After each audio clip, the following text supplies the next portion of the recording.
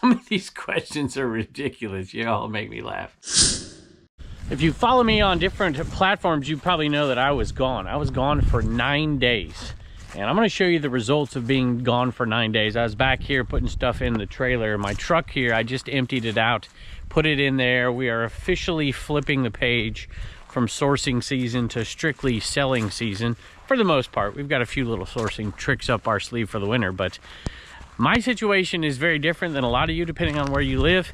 And I want to talk about the results of this week. I was gone in 2 different places. We went to Florida, just got back last night, and got to get back to work because we're selling like crazy. Let's go take a look.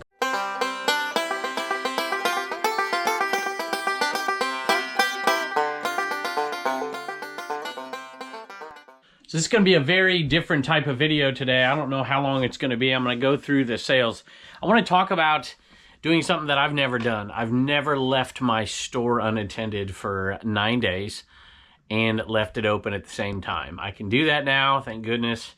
My wife was here most of those 9 days. We went to well, I'll just tell you what we did. We went to a tournament in Myrtle Beach for my boy, and it was last minute, get down there, 2 days of baseball. And then at that point, I'm like, well, I'm supposed to be down in Florida here in, what, 2 more days or 3 more days? I'm like, am I going to drive all the way back from Myrtle Beach and then turn around 2 days later and go down there? Fortunately, before I left, we had enough. I was doing, every day I was filming, we were making sales. So I had a couple extra videos. I'm like, yeah, I can do it. And this video was supposed to have already come out. It's the first Monday morning video I've missed in 6 years. It's been a long, long time. Let's just put it that way. So I do want to talk about that stretch when I was gone. We've made about $6,000 in sales over that time period, which is something that I think is pretty awesome. I'm excited about that, considering I wasn't here with new inventory, putting it up and doing whatever. My wife was doing some listing for sure, so thank you to Blue Ridge Mama. And Jess was here, and she shipped eBay, and she typically doesn't do that. She normally handles the Dibdid stuff. But she did that for us, and my wife shipped a few things as well. My daughter did some merch, which we owe to some people. Sorry for the delay if you bought something out of the Commonwealth Picker store. It was a good, fun trip. Big thanks to everybody down there, especially Dave and his family and Tina. And thanks to Callie. You can tell Callie this, Dave, if you don't watch this video, which I'm sure you won't. She gave up her room for a week, which was fun. And I got to see all the guys down there, Rod and Carrie and Dave, and Dawn was there, and met a few new friends as well. That was really, really fun to meet some new folks. So it was a successful trip back here, more so than down there for the picking. The picking, the first few days I was really happy with what I was doing. I'll probably talk about this on the podcast more extensively, but I had one truck and I was going to source multiple times. And so early on, I was like, I'm only buying smalls. I'm only buying smalls. And that's exactly what I did. Then we got to the last day of the sales, and a particular sale that we went to, and I didn't buy nearly as much as I thought I would. So I didn't come home with a completely full truck. It was full, but not like jammed full like in years past. I do, however, think that was a blessing in surprise. And I may go out in this video and show you a few things because I have a lot of inventory. I buy personally, and let me know how it goes for you. It all depends on how you source. So I usually source in the good months. I don't do a ton of private picks. I don't do a ton of storage units, which I have to get that thing done this week, or 2 weeks, I guess. So that should be interesting. So I don't do a whole lot of that stuff. And so for me, I source all the way up until around December or so, and then I slow it way down. I don't ignore sourcing, but I just basically don't focus on it, and I list everything that's not nailed down, and we get it all listed, all organized, hopefully a lot of it sold before springtime comes next year. I left here and it was fall, and the trees were gorgeous and beautiful, and I got back here, and my chair was blown over, and the leaves are all falling down. I'm like, daggone, I think winter's almost here. But we'll still enjoy the little fall we have left. As many of you know, I'm a little OCD, and I have documented almost every sale on here for a very, very long time. But we have so many, I don't want to bore you. So I'm going to go through a lot of stuff, flash them on the screen, and then I'm going to get to questions that people have asked me lately. I'm going to read your name off either on Facebook or Instagram or over here on YouTube, and we're going to answer some reselling questions, and then I'm going to probably go out there and show you some of the cool things we've found lately. So I looked at the last thing I shipped before I left, and so since then, and there's 22 sales that I have not shipped. That'll be on the next video. These are all from the days that I was gone. Like I said, we sold about 6,000 from the days that I was gone, which is awesome. Rudolph tree skirts, $11.16. Some dress pants, Amanda and Chelsea, 1326. Sold in Amanda, Paula. Paula, thank you. I hope it gets things moving for your eBay store. Then I'm going to answer a question or two, and I'm doing these I'm just reading them as they come on those 3 platforms. Justin asked a question. I recognize you, Justin. This is Running for the King. He sells over there on Dibdit. He has a YouTube channel as well. How do you feel about sellers on Dibdit using eBay branded tape, boxes, and other packaging material? You paid for it. You can use it however you wish. I use some of my bubble mailers that I buy off of the eBay using the coupon, and I use them over there, so it doesn't bother me. Sold another one of those Sting skull caps, 766. For real, friends, Rockatoo the show. I was doubting myself buying this one when I bought it, and I'm like, I just don't know how long it'll take to sell. 1746 plus shipping. Vera Bradley compact crossbody wallet with tags, $24.65. That one looks like it's a viewer sale. Thank you for creating honest and helpful content. It has greatly helped us out with our reselling. We are avid viewers and watch all your channels. Thanks so much. Wilson Wares. Thank you. I appreciate that. We'll do one more from Facebook, then we'll jump over to this channel's comments posted in the community section or whatever the heck that thing is. I don't use that too much. Jim says, what is better, free shipping or calculated shipping? Whew. Let's do a video on it. When should you consider free shipping with calculated shipping is the best to measure and weight? Okay. So I've gone over this a bunch, but this is a question over on Facebook. So a lot of folks on Facebook don't watch this channel. So I'll just make it abbreviated, and maybe I'll reply to you over here as well. I honestly, and this is just how I feel, I think a lot of people do free shipping extremely successfully, and it works for them, and go for it. I would suggest for new sellers, maybe doing calculated shipping to kind of gauge it. But you know what? I don't know. I think I'm changing that too. I think for newer sellers, after you get any hold whatsoever on the rough estimates of cost of shipping for an X item that's so big and so heavy.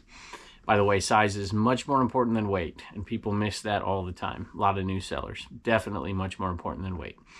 I would suggest doing flat rate, which you didn't even mention in here, which is I just put in an arbitrary number on my shipping, and it's based on experience. Like, it's like, okay, this thing's not going to go out under a pound, but it's really, really small. I mean, I'm shipping this thing out for no more than probably $8 max on that one. $7.99, I might even put $6.99 on this thing. Just simply because it's all kind of mixed into the selling price of the item anyways, which is why I don't trash people for using free shipping. Because in essence, they're not using free shipping. Nobody actually uses free shipping.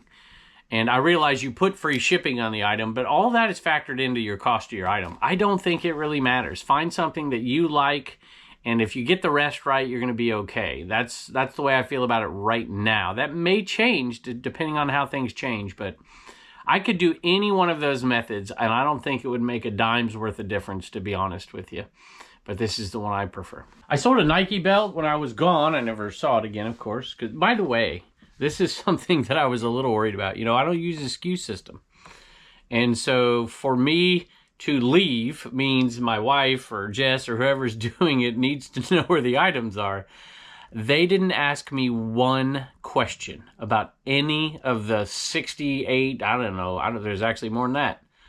Almost 90 items that sold in that time period. 88, I don't know. There's different screens. Anyway, they found them all, which makes me feel really good about my system.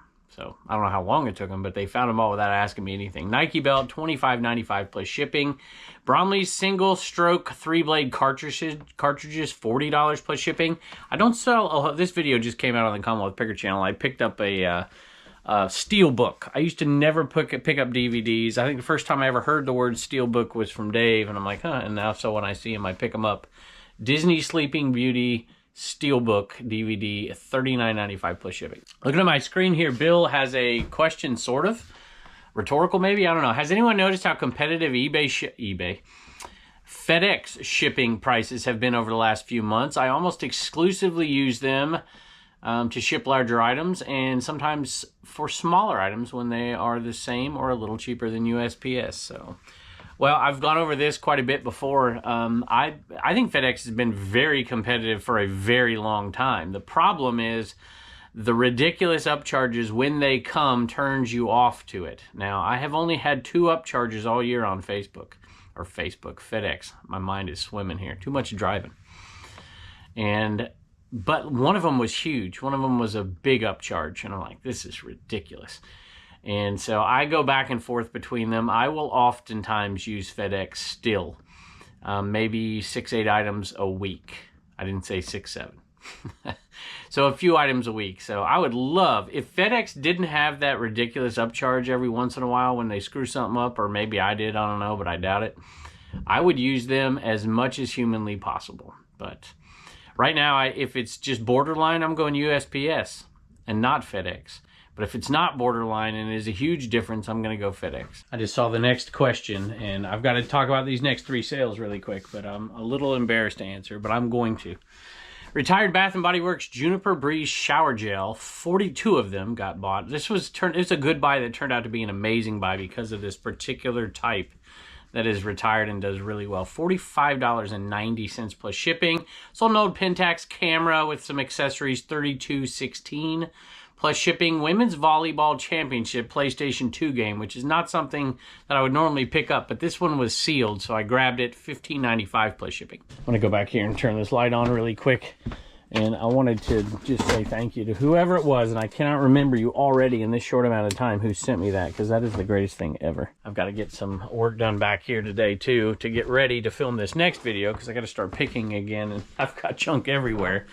But let me say something before I answer this. It's very, very fun to get out on the road, and I love meeting people. I love meeting some of you. It's why I like doing these Q&A videos and stuff, where I'm actually talking with you, not just like this, but through you actually saying stuff in the comments. So I enjoy that. But when you're out on the road picking sometimes, and I never say this because it sounds really kind of rude and it's not meant to, but when I go picking with some other people, sometimes they're like, man, you could get a lot more if you just wouldn't talk to people so long. It gets a little bit hard sometimes. But I owe you guys everything for supporting me on this channel and whatever. And if somebody's going to come up to me at a sale, I'm going to talk to them the best I can and try not to be rude.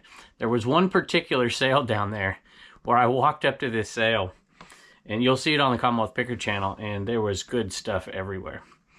And it was cheap. I'm like, oh my goodness. And I start to go to work, right? And somebody recognized me, and I sat there and I talked to him for quite a while. And it was the hardest conversation. I'm looking around and I'm like, But at any rate, Mike was with me, Death Pile, and Rod was with me too, and they got some good stuff as well. So, and I still got the stuff. There's plenty of stuff out there. There's certainly not enough stuff out there to ever be rude. But when we're out on the road, sometimes you run into other creators, and I had a blast running into some old friends and some folks I've known for a while, and meeting some new people. And this is one of the new people that I've met, even though I've watched her for many, many years. Jocelyn, Crazy Lamp Lady, she left a question on this. I posted, I need some really good questions for an upcoming YouTube video. Drop one in the comments. This was over on Instagram. And so she dropped a question. She said, how tall are you? Because we took a picture together and she clearly is taller than me. And I think that's what surprises people a lot with me and Dave especially. We're not very tall. And maybe I appear more. Do I appear taller because I'm in this shed? A lot of people come in this shed, they're like, man, it's a lot smaller than I thought. And that's because I'm in it. Makes it look really big. So Jocelyn, I am 5'6".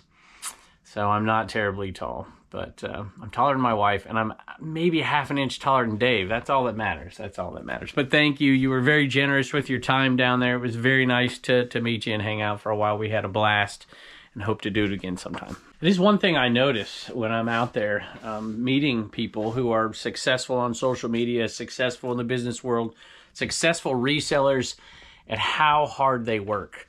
And I used to think that I was like the hardest working person in the world, and this is why I was experiencing some success on social media, for instance, or doing whatever. And then I meet some of these other folks, like Dave, I've mentioned this before. They work so hard. It's crazy to me how much productivity these people can get in. Jocelyn is one of those. It just blows my mind. And I've been trying to work harder, and I work pretty dang hard. Robert Jordan's The Wheel of Time, The Eye of the World, Volume 3, hardback, $19 plus shipping. This one was last year at this time, at this sale, I bought this item, and I paid $2 for it. Christmas tree topper, glass ornament, vintage one, sold for $35 plus shipping. So things don't always sell as fast as we want them to. Darksider 2 Studio Edition Strategy Guide, $12.30 plus shipping. Back to the questions. I'm just like literally picking and choosing, just reading them off. Otto Doc Scott. What's the most awkward conversation you've had at a yard sale when trying to negotiate? There have been many, many. One guy just calling me, and I said, hey, I'm going to give you an offer. You know, I'm cheap. And boy, as soon as I say, you sure are cheap. And I thought he was going to kick me off his property.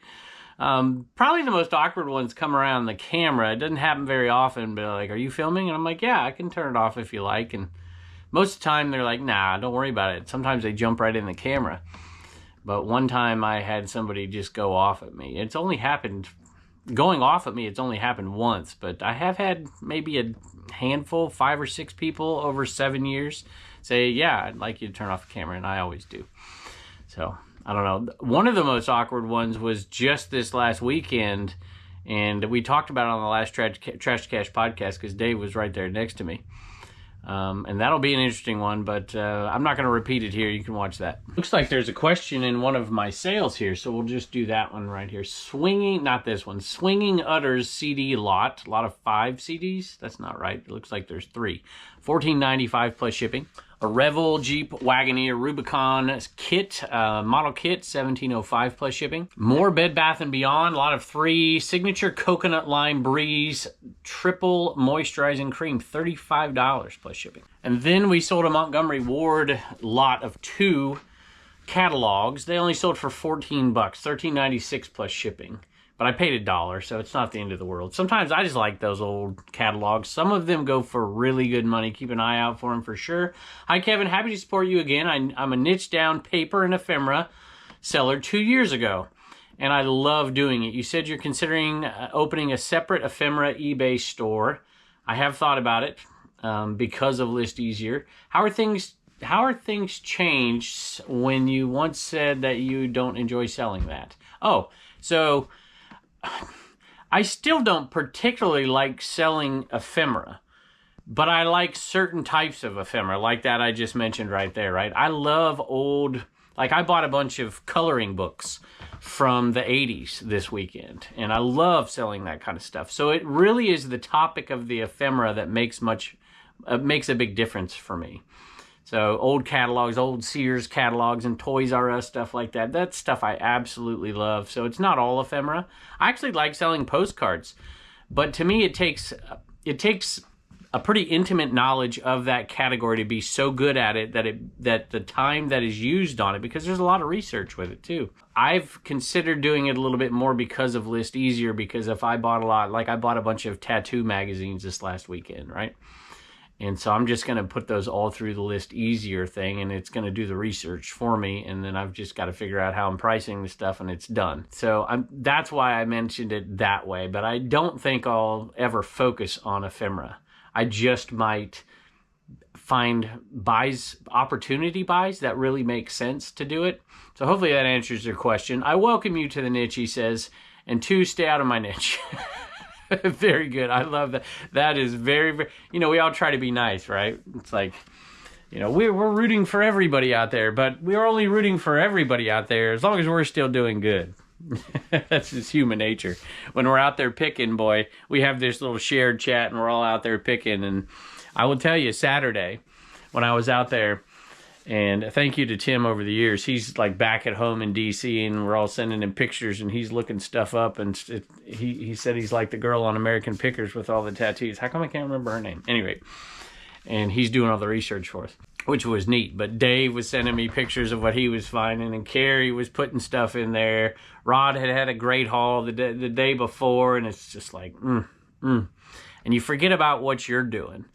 And I didn't have a particularly good day that day. I had a terrible day, actually, with the exception of 3 finds that were, I bought a bunch of stuff, but I wasn't like super excited about it, except for these 3 little tiny things. And so that, I had to take my own advice, right? Don't measure yourself against other people. Be happy for other people's success. When I see finds from people that are, in North Dakota or something, I don't feel so bad. But if I'm 4 miles away from them and they found something, it's like it could have been me. So I love it. Thank you very much. The Junkman's Treasures, we appreciate you. I'm seeing a lot of good questions coming up, so it should be fun. Some Klein tools that I bought a year ago today. I bought a ton of them. And a lot of people in the comments were like, I don't know about that, and it's going to take forever to sell. And I still have 12 left. I bought I don't know how many I bought, like 40, 30, something like that. So I sold one of these Klein pouches, and it sold for $17.15 plus shipping, which is not as much as we were getting, but it is still a decent profit, and we're down to 12 left. I said at that sale last year that this was my best find. It was not a sexy find, but it was a multi-quantity find. I said I'll make more on that buy than most of you will make on, you know, your awesome things that you found. There was another one down there that year like that as well, and it was those Nike t-shirts. And those are the ones that are the biggest money makers. It's not the $2 into 200, but it's the $100 into 2,000, and it's one listing. I love those. I found a few more of those down there this year. That will sustain me for quite a while as some of these other ones run out. The Nike one is finally gone. This one will be gone probably in the early spring. And that was a good buy. Salad Master Knife Block, $22.95 plus shipping. This is a cool hat. And it is not a viewer. It does have a message, but not a viewer. Kumba. I Survived Kumba hat. Busch Gardens, gray and black. $9.98 plus shipping. Nonstop Workshop had a question. How do you go about clearing out old inventory, and how often do you do it? And then there's another question about that, is like, what do you do with stuff that never ever sells and eventually, so we'll kind of combine those together. I say this, and whenever I say it, I get yelled at that I'm just telling lies and stuff. It's not the case. This is the truth. I clear out very, very, very little. I used to do it a little bit more when I wasn't very good at this. I would buy stuff that just didn't have a track record of selling, and it wasn't worth selling. I'm really, really good at that. Even if I do make a purchase of something that is kind of borderline-ish, I'm putting it at a price to sell. And I have enough space in here that I control my buying to the point where I can't overload it too much. So I like to just do discounts. I'm not cutting bait with very many items. I've maybe 15 to 20 a year, and that's pushing it. And so I might put them, if somebody might want them dirt cheap, I might put them over there on Dibdit. But I don't like to sell things on Dibdit that are like leftovers from my store that didn't sell, because, you know, I mean, unless it's like a really good deal and giving it to somebody in a big lot of stuff that's going in an antique booth or something that they can get a couple bucks on or something. So I don't do it very much. The other person asked about, do you, if you find an item that you can't be profitable on and it's been listed for a while, do you just cut bait and donate it? I think it's important to at least recover as much money from the item as you can. So selling something at a loss isn't really selling it at a loss at that point. It is on the numbers, on the spreadsheet, on the books. Let's just say you spent $10 on an item and you thought you could get 40, but it's gone down to like 12 bucks or something. And they're like, well, if I sell that, I'm going to lose money on it. Well, you've already lost the $10. So you might as well get as much back of it as you possibly can and then move on. So we do donate. Jess is in charge of that. She'll rummage through stuff and take it to the women's shelter and do things like that, which is really nice to have. My wife does a little bit of that with a couple of local charities as well. I sold a Peyton Manning Nerf football for $19.95 plus shipping. Skincare Super MLC Series Sun Care for $24 plus shipping. This item I bought literally a year ago today as I'm filming this. Crazy. Strange how things happen. Classic Quad Gear Extreme UTV cab enclosure at a sale going home from the Browns, I think. Maybe it was a year and a day ago. Anyway, $209.99 plus shipping. It was at a very overpriced for us cheap resellers yard sale, and I grabbed it for 15, 20 bucks, something like that. Sold for $209.99 plus shipping. Let's throw two more in here really quick. A lot of 4 Woodwick Petite candles, hot toddy scented, and we sold one of those for $22 plus shipping. We're into those for around 60 cents a piece for $2.40 into 22 plus shipping. Another one of those multi-quantity things that really, really makes it worth it. Every single time I've ever done a Q&A video, this question comes up. And sometimes I go into an elaborate, defense of it or whatever. I'm not going to do that this time. Kitchens Collectibles, and I like it because this is a great name. Kitschy, like kitschy. Kitchens Collectibles. What is the breakdown percentage-wise in your income from reselling versus YouTube revenue? Do you feel it would be possible in today's flooded reseller market to support your family by reselling? Well, let me start with the bottom part of the question. Do you feel it would be possible in today's flooded reselling market to support your family by reselling? The answer is yes. I also don't necessarily agree with the premise, the flooded reselling market. The data does not bear that out. I know there was a time period, COVID, now everybody and their brother was a reseller. That is just not the case anymore. It's becoming less and less so. I think that is good news for us. Among some other things that are going to be helpful, I would also say, I'm not saying that it's not crowded in some senses. It is in some senses. But it's not like, it's becoming less of a problem, not more of a problem. And people don't believe that, but the numbers bear that out. All right.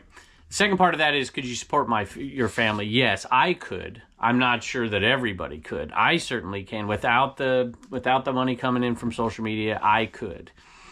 But we don't spend a ton of money. We spend more than we used to because of the excess money coming in from social media, but not that much more for sure. The basis of this question is what gets me. It's like, why are you asking the question more than anything? And this person is clearly a reseller and maybe struggling a little bit. I don't really know your situation. But, a lot of people would love to do this for a living. Some people don't have any interest at all in doing it for a living. But for me, I would do whatever is possible. If I couldn't quite make it, then I would do something else. I don't care what it is. I'd deliver pizzas. I wouldn't care because I love the freedom of it so much that I would add the little bits and pieces of extra income doing side hustles to the reselling in order to make it work. We could make it work without any of that at this point. But a lot of that has to do with, what are your living expenses? Mine are pretty darn cheap. I don't care about new cars. I don't care about any of that stuff. My wife wants to go on some vacations. But other than that, we just don't spend that much money. I mean, I'm too cheap. I go to yard sales to buy stuff. I mean, I buy toothpaste at yard sales because it's $1.50 cheaper than somewhere else. So it really just depends on your cost of living, I suppose, and mine is cheap. What is the breakdown? I'm not going to go through the percentages right here. I've said this many, many times. If you take all the social media platforms, there's not one of them that outperforms what I make reselling. However, collectively, they do. So that is my answer, and I'm sticking to it. I will add this caveat onto this because this has always been my pet peeve with this question from the get-go. What does it make a difference? Because there are a lot of people out there that, I've said this before, I know plenty of doctors. No, I don't know. I know one doctor. Actually, I know 2 doctor resellers. And nobody says, do you make more money as a doctor than a reseller? And does that somehow eliminate you from being a reseller? If you do, I think it's a silly premise. Most people who resell do something else. The something else that I do happens to be talking about reselling on social media. So it's my other job, if you will, and I love them both. Some things sell better at Christmas. ET pins apparently are one of them. We sold another one, which we've been selling those again. They're picking up. People like to buy them for stocking stuffers. $5.59 plus shipping. Harley Owner Group Single Stitch Tee, 1995. Rockingham, $17.46 plus shipping. Sold an NRA Christmas ornament for $23.06 plus shipping. Another Christmas ornament right here, Mickey Mouse Teardrop Sketchbook ornament, $24.47 plus shipping. A rubber Fred Flintstone bendable figure. I love selling those things. Little PVC, except for this one's rubber. It's not really PVC. $11.99 plus shipping. And a WWF Nintendo cartridge, $15 plus shipping. I should have taken the multi-quantity ones and pulled them out like I do in my regular videos and show you, because those are still here. So we sold 2 more of these lots. They're already shipped though, so I don't have to pull them out. And there are a lot of 3, and then another lot just like that of these soaps. And this is what we're down to at this point, but we sold 2 of these lots when I was gone.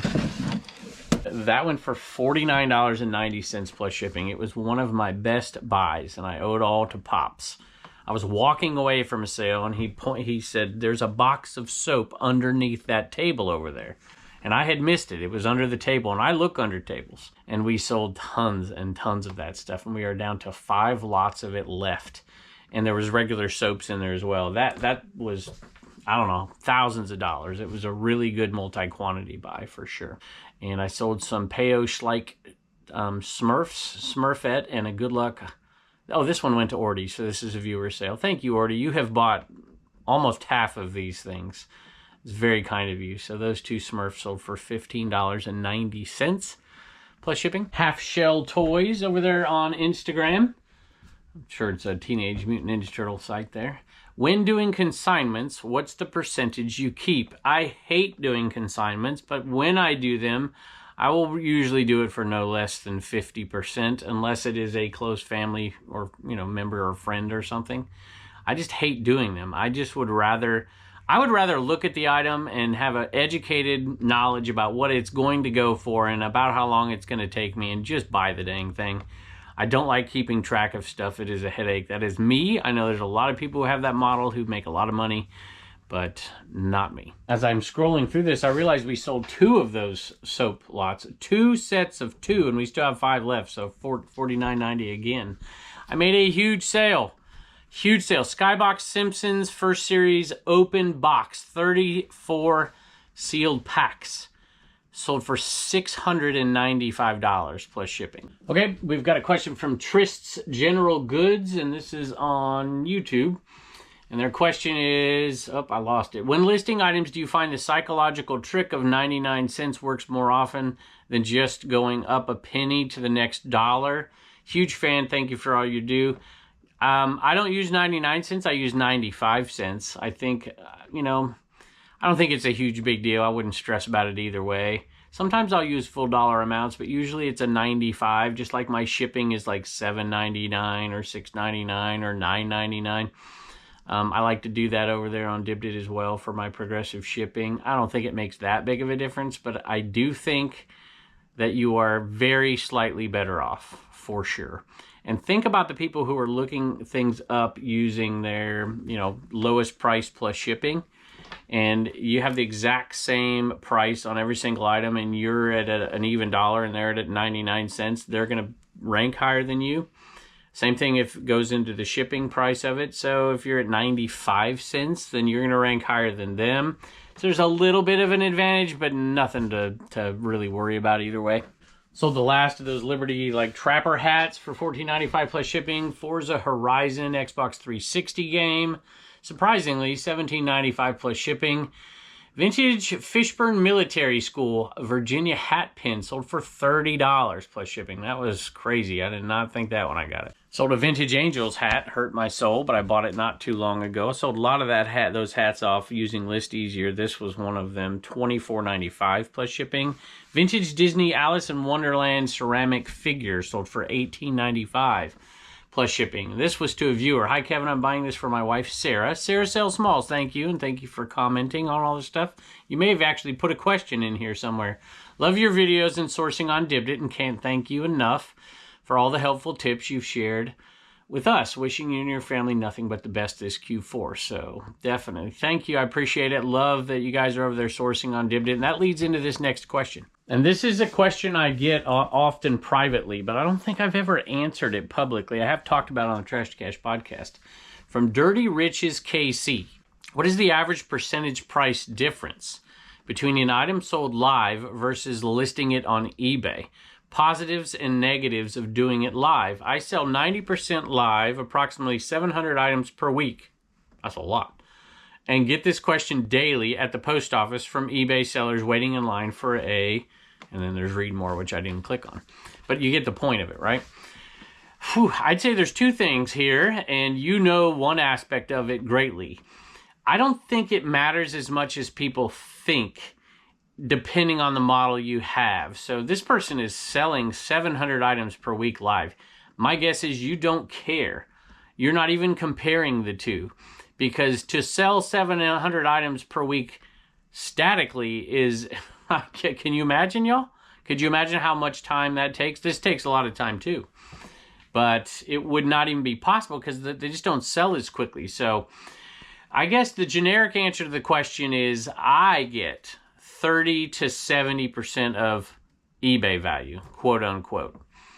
I'm an exception to that, though. I think most people would be very happy in the 30 to 40% range, depending on the item.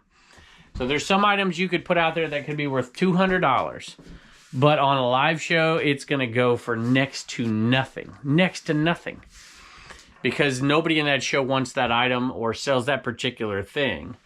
And then there are some other items that I can get 80, 90%. Sometimes I've even got over eBay value for particular items that kind of pull at the heartstrings, that are nostalgic, that two people want.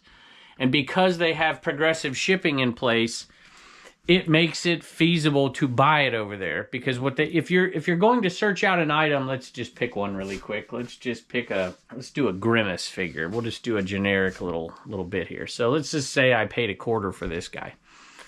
And I listed it on eBay. I don't know what I have this listed on eBay for. Let's just say it's $7 or something. But if somebody's searching this out, they're not just going to pay the $7 for it. They're going to also pay the shipping. This thing's going to end up costing them, I don't know, $14, $13. They got to pay the tax on all that stuff. $14 for this. And so if this is something they want and see it in a show and they've already bought something, so the progressive shipping on this is $1, they may be willing to pay $3 or $4 if they really want that figure, because the total cost will be $4.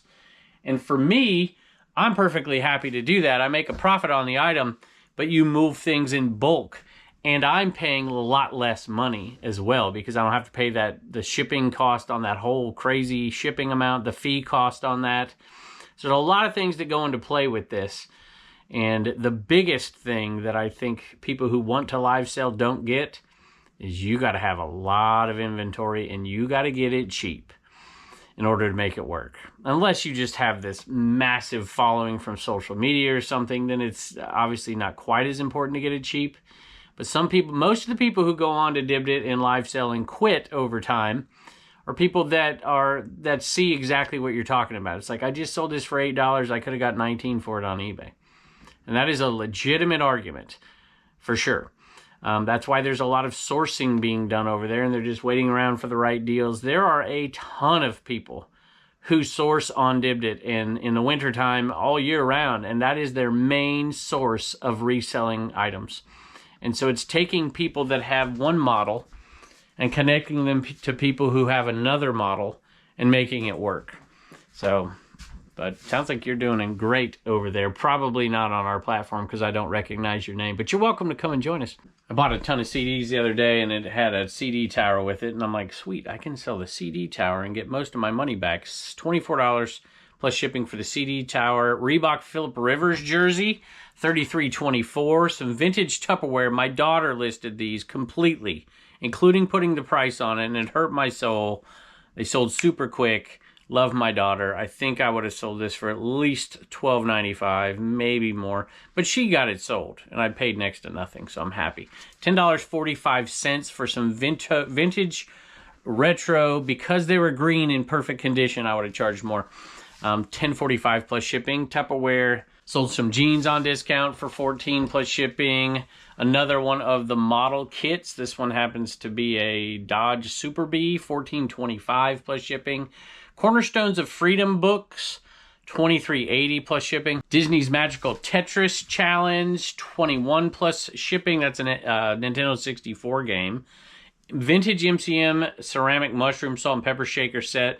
I don't know how vintage those are actually, but that's how I listed it. $15 plus shipping. Mercury Service Manual, $15.37 plus shipping. Jason has a question right here. This is something I hear often. Do you believe eBay has a cycle of highlighting, I guess is the right idea, the right name here, stores in rotation, then moving them back to the queue to highlight others?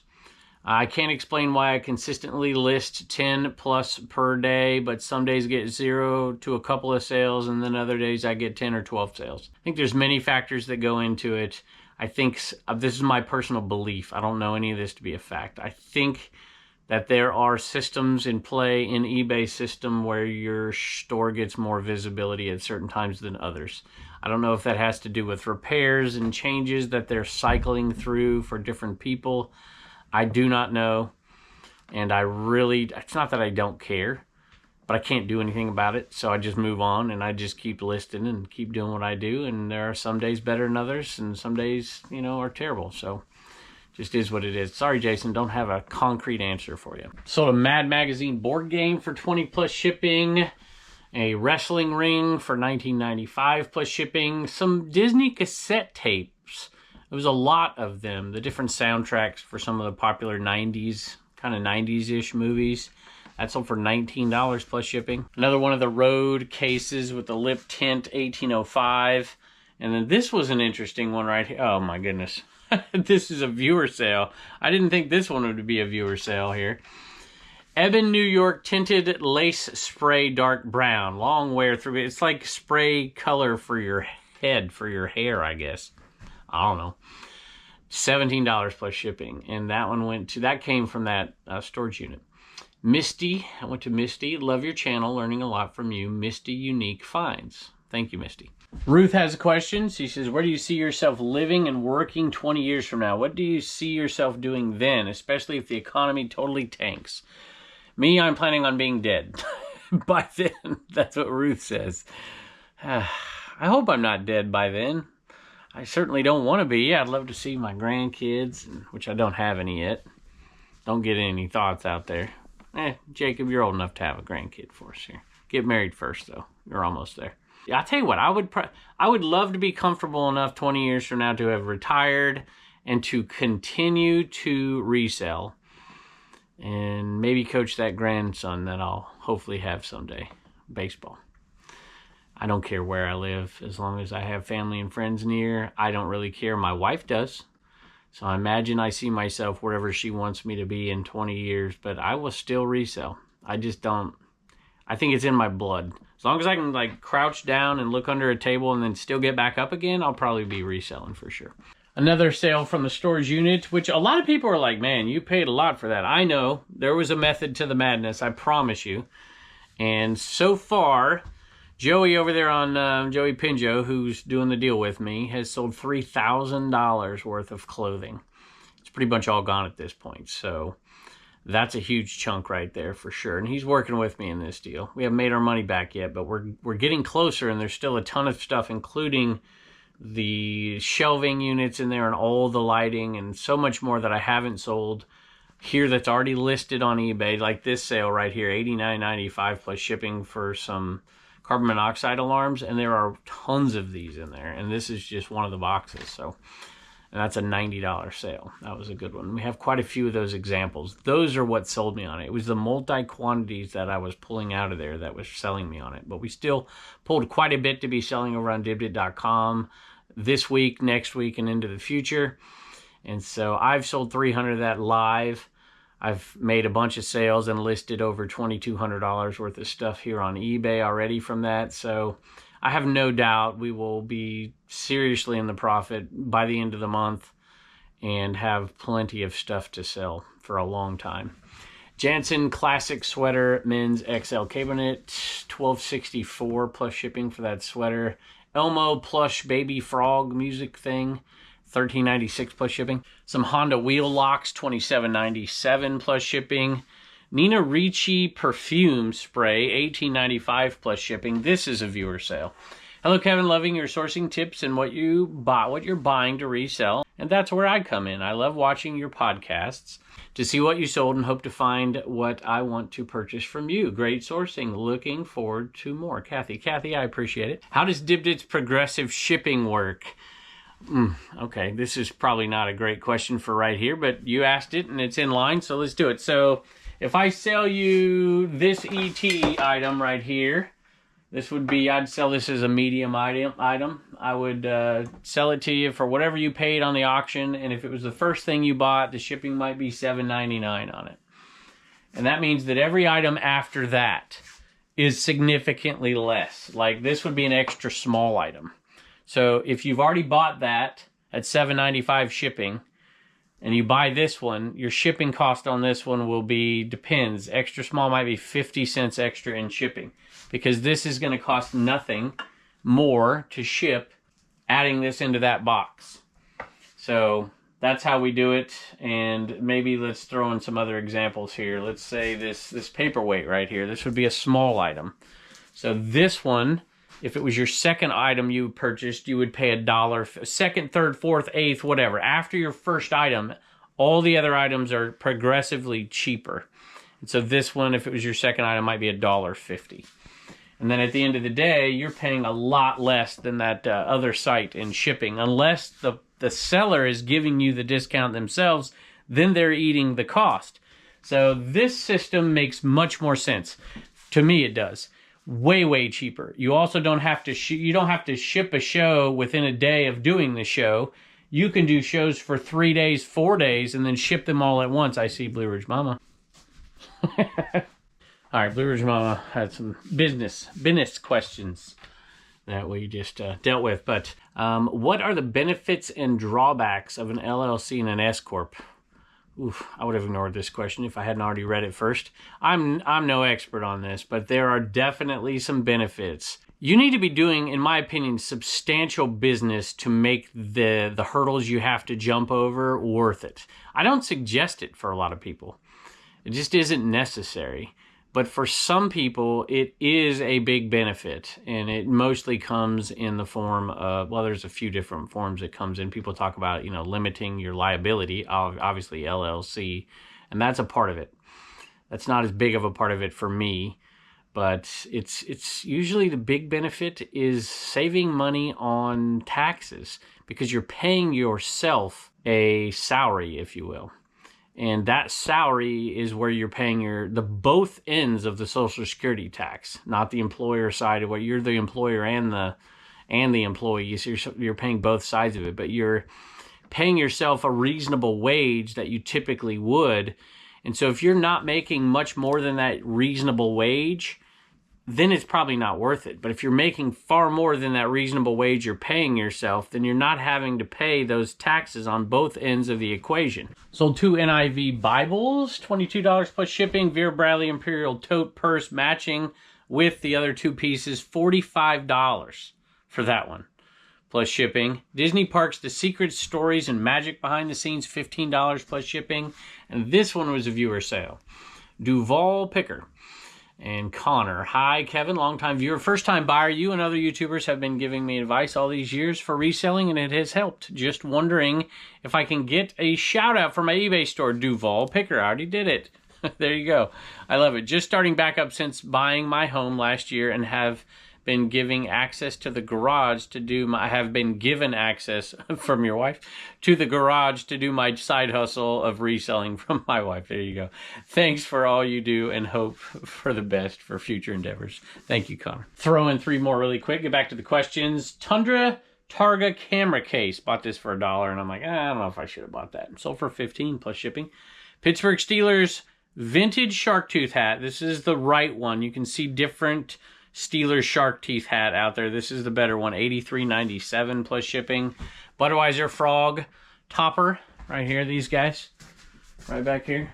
One of those multi-quantity things. That one sold for, what did it sell for? $9.94 plus shipping. And another question from Facebook, Rodney Ledbetter. Have you ever met anyone famous while out yard sailing besides other resellers? I was going to say, oh, that makes it easy. I met a bunch of those famous type folks this last weekend.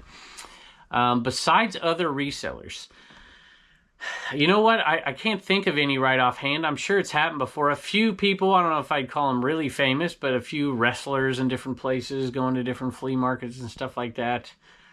I do remember just this last weekend, me and Dave were out and we met this is a funny sale. And I was talking to Dave. I'm like, do you remember? He was telling us who he was and had pictures of him with some, I'm like, holy moly, you know Bon Jovi or whatever? And this guy was famous for a few reasons, but one of them, he was a firefighter in New York City. And if you remember the George Bush speech from On Top of the Rubble, when somebody shouts out, we can't hear you, we can't hear you. We met that guy. And then he goes into his famous, I can hear you and the rest of the world will hear from us soon, that famous speech. Of course, Dave never heard of it before. Carrie did, though. I can always count on Carrie. Those 3 degrees paid off. Let me know if any of you have out there. An Annette Funicello Mouseketeer Bear sold for $16.10 plus shipping. American Eagle V-neck cashmere sweater, $13.26. Anti-falsing radar detector, $13.96 plus shipping. Michael Kors jacket. That one I believe came from that storage unit as well. $36.05 plus shipping. Multi-quantity item is now gone for this particular type. Olympus premium camera case, $8.95 plus shipping. Secret Life of Pets. I didn't know I still had one of these. I bought these years ago for 10 cents a piece, and we've sold them all. $6.26. Alf plush stuffed animal. I don't know if this is the talking one or not. I have a couple. $24.95 plus shipping. David Rode has a question. He says, if you find a unique item without many comps, would it be better to list it as an auction versus buy it now? Sometimes auction. Most of the time I list them as buy it now. And I just simply put a high price. You can look up stuff on WorthPoint. You can find, old sales out there. Use Terapeak if you can't find good comps. But I'd price it high and gauge the interest by how many views versus how many watchers you have. If you're getting watchers, you're not far off. And then you may want to, after a couple of weeks, take it down, relist it a little bit lower. And do that a few times, and then you'll find about the range that you can sell it for. But if it's not a high demand item, very, very risky to put it on auction, in my opinion. I think I saw Jess come in earlier. I haven't seen Jess, and she was gone for like 3 weeks, and I was gone for 2 weeks. So I haven't seen her. I'm gonna go say hi. How you doing, Jess? I'm filming. Any cool things I should show them? No. Five. What do you mean everything's cool? This came in from Florida. That came in from Florida. Those 3 bags came in from Florida. 2 more bins out there came in from Florida. Super excited about some of the smaller items and some of the cool ones that I find. These aren't worth much, but I just love finding cool stuff. This is cool. Oh, look at these smalls right here. I'm giving away a picker video. Found these 2 at the same sale. And these actually go for really good money. Don't ever ignore hockey pucks, y'all. That's a nice little vintage bottle of perfume that goes for good money too. We found some cool stuff. I don't want to give away all the secrets. Here's a multi-quantity item that I'm like, I will be dead before they're all sold, but I love that stuff. We got these 2 out here. I don't even remember what's in this. Oh yeah, there's gonna be a great Christmas show next week, or the 24th, or whenever that is. I've got 2 more bags in there. Got an incredible deal on some good Star Wars, Star Trek, Disney, Hallmark ornaments. If you're interested in those, come on over and join us on Dibdit.com. Did you guys miss me? Did you miss me? When I got home, this one missed me a lot, and this one didn't. I think they got out of their pattern of thinking I was in here where all the treats were. Now they remember how it's done. Sold another one of the frog toppers at just under $10. And the last one of those Secret Life pet keychains as well. Sold some Hokas, which I don't normally do. $44.95 plus shipping. Another Sting skull cap, $7.66. Another Smurf, $6.95 plus shipping. That was for a pretty cool looking one. Sold a Care Bear Braveheart. And that's one of the Care Bear cousins, right? Yep, gotta be, because it's not a bear, it's a lion. $12.95 plus shipping. Monster High Freak, $19.95 plus shipping. I don't ever remember buying that. I don't remember where it came from. It might have come out of the storage unit. And more carbon monoxide. This is a lot of 2 for a cheaper version, $16 plus shipping. Question from Jesus. He says, what? I'm not reading that. I love it to be under 1%. Occasionally it creeps over 1%, and once in a blue moon it'll go up to 2%. It's like panic mode if it's over 2% for me. So usually right around 1%, maybe a little bit more sometimes a year, which I can handle that. But if it starts to get to 2-3%, it's going to start to really eat into your profits a little bit. I have seen a ton of Dibdit questions. I've tried to just pick and choose a few. I've seen a lot of List Easier questions as well, but I didn't want this video to sound like me shilling something. But since I'm here, Dibdit.com, List Easier, link down below. And we just did another listing. I'll give you an update on that soon. And I bought a lot down there in Florida specifically for List Easier as well. So hopefully we're in the selling season, y'all. We're not in the sourcing season. We are in the selling season. We're going to focus on that pretty hard and not miss out on some other opportunities. Let's hope so. How do you keep your eBay photos from totally clogging up your phones? And can you explain your clipboard process? That used to be a problem for me because I would take pictures like crazy and I would store them on my phone and then sit and list wherever I went. Now when I'm doing it, or if somebody else is doing it, take the pictures and immediately put them in a draft. And the fact that we're using Easier for a lot of multi-quantity listings makes, I don't have to have 500 pictures on there because we just take the pictures, load them into there, and then they're off of my devices from the get-go. So it can be an issue. I would really highly, Eric, my buddy Eric, OBX Picker, when he's out there comping at yard sales, a lot of times, he'll comp the item. He knows he's going to buy it, and he's comping it on eBay, so he just generates a draft right then. So when you're taking the pictures, I really highly suggest, if you've got decent internet around, if you're doing it on your phone, just generate the draft. It doesn't have to be a perfect draft, but you won't have to store the pictures on your phone. Then it's in drafts. You can delete all that stuff, or just simply do the listing using your camera right then and not even taking them out of your photos. So there's different ways to do it. Some people can chime in with their opinion. My clipboard process is just for the videos. I would not do this otherwise. I don't do it for any other reason. I just noticed one from my buddy Matt, ABC Matt, up there in the Pacific Northwest. Y'all go give him a subscribe over on his YouTube channel. Always here to support. If you don't mind, if you can tell the folks to check out my reseller meetup, there you go. For you, anything, bud. Go to eventbrite.com, search for PNW Reseller Meetup, and sign up. So there's not very many reseller meetups in the Pacific Northwest, so go check his out. He's a great guy. PNW Reseller Meetup, and sign up. Thanks, Kevin, for always supporting me. I suck at everything, but I have fun doing it. That is absolutely not true. And he's a good guy. He's the only reseller I know who takes public transportation to all of his picks. Can you imagine? That's pretty amazing. Actually, is it public, or do you do any Ubering? Anyway, go check him out, ABC Matt, over there on YouTube. He bought a Daffy Duck Mine figure. That's a good figure. Knowing you probably resell for a little bit more. That's a Global Spotlight Collection figurine. $40 for that one, plus shipping. Donald Brown says, do you ever see yourself or some of your partners ever foresee creating a primary static sales site on Dibdit / the district platform? No, I don't think so. But I already have one, sort of. It's shopcommons.net. It does have live selling, but I have stopped live selling over there and moved all my live selling just to Dibdit. We've consolidated everything in Dibdit. But there are still static sales. From the get-go, shopcommons.net has been designed to be a static wholesale site. Wholesale only, not individual items. It's not our plan. Well, Amy has a question added onto this when she says, or are you doing anything to promote static sales? Because I've said this from the get-go. I have not encouraged people, hey, go list all your items over there, because it just isn't ready. It hasn't been ready. And to tell people, go list static items over there and sell 1 out of 200 once every 4 months, it's not going to be worth it. So I don't suggest people do that yet. There are a lot of people who do it, and we do have static sales.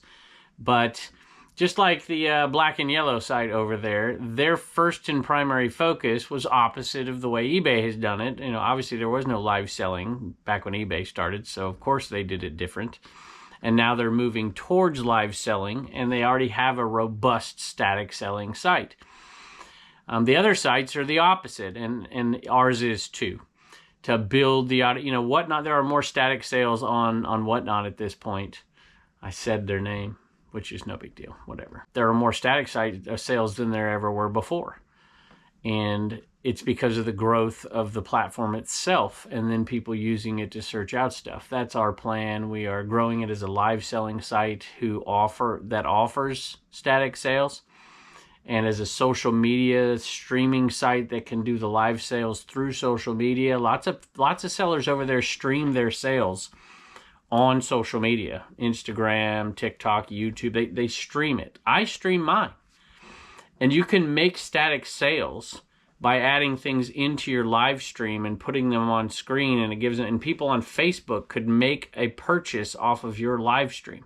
So there's different ways to do it. I sell a few static items over there, but I usually sell them in my live streams where people will go and look in my live streams for things I have listed statically that I've put in there and say, hey, if you buy this, because if they've already bought something with progressive shipping, even the static item becomes progressive shipping, so they get it for $1 shipping extra, which makes it much more feasible to buy the item. So our plan to promote static sales, we have done a few things of late, minor to the structure of the home screen of the site, but we haven't done too much because it's going to be fully customizable and our site with our domain with no connection to the platform that is helping us run it. We want it to be its own app at some point, and we have been growing. Thank you, by the way. The sales over there are at an all-time record this month, and it has been great fun, and I will be selling over there a ton as well. But I got to get to listing eBay. You see, I've got Jess in there working on eBay stuff, which is not something I do all the time. But I'm so far behind, and it is right in the middle of Q4. So I'll take what I can get. I've been gone for a while. Susan has a question. With the upcoming attribution on eBay, does reducing my promotion rate help? I'm assuming yes. Well, it helps to reduce your fees. Does it help to get more sales, and do those sales offset the increase in fees? I don't have the answer for that. I don't promote. I don't tell people not to promote, however, because there are certain situations where you should. That just still rubs me the wrong way. I don't like what they've done over there, and there's been no movement whatsoever from them to make it right. I sold some cast iron stocking holders from Eddie Bauer. You may remember when I picked those up on the Commonwealth Picker channel not too long ago, and those 4 sold for $79.95 plus shipping. Sold a Hasbro Cabbage Patch Crimp and Curl Pony that we got out of that storage unit, and $18.95 for that one. These dogs were lazy dogs when I left, and they're lazy dogs now, but it's nice to see you again. I'm combining these next two questions because they kind of make sense together, and this one came from Half Shell Toys again. When working with other resellers, what do you expect to make on the items you're buying? Double, triple your money, or more or less? So it's the same kind of rule applies. Let me read the other question because I think these all apply. This one came from Facebook. When family and friends or acquaintances find out that you sell on eBay, how do you handle it? When they ask you to sell something for them. So if I'm dealing with somebody that has asked me to do something, usually if you're buying from another reseller, there's some kind of connection, or maybe they're reselling in an antique booth or whatever. And so, yeah, they have higher expenses, higher costs. They're knowledgeable a lot of times.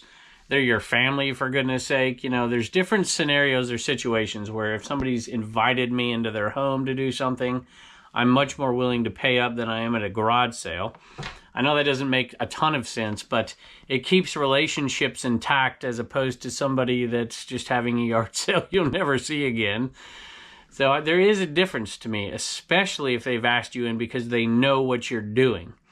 And, you know, if you do that to an acquaintance and it's like, you know, I'll give you $10 for it, and they trust you, that's why they called you there, and then you all of a sudden go sell it for $10,000, whew. Not good. If that's your grandma, you got problems, right? So in those situations, I think they're all relative to the particular situation. If it's a one-off item and it's like I said, your grandma, you know, I still try and buy it from them. And I might just say, hey, look, this is what I can expect to get for this. You know, I need to make some money on this. I don't know if I'd tell that to grandma. To be honest with you, for my grandma, I'd probably just sell it to her and give her all the money. But I'm trying to give you an example that kind of fits your answer. Because it can be a pain in the butt if your cousin Joe says, hey, sell this for me, and then does a consignment, and then it doesn't sell for 2 years, and they're bugging you all the time or whatever. So I usually just try to buy the item if it's from a family member.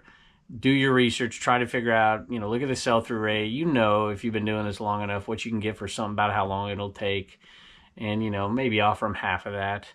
If it's from a relative, if it's worth it to you, ask. If it's not worth it to you, then don't do it. Or, you know, do it for 30% or something.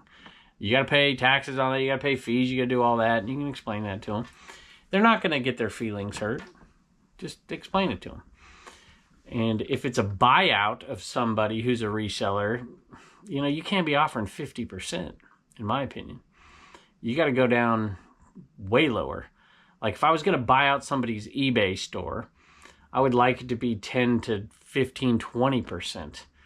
to be honest, because that stuff hadn't sold. That's their eBay store that hasn't sold. And they may have pulled the good stuff already.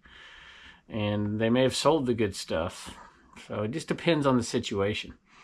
I like to buy stuff at 10% at yard sales, but I will definitely go higher than that for sure.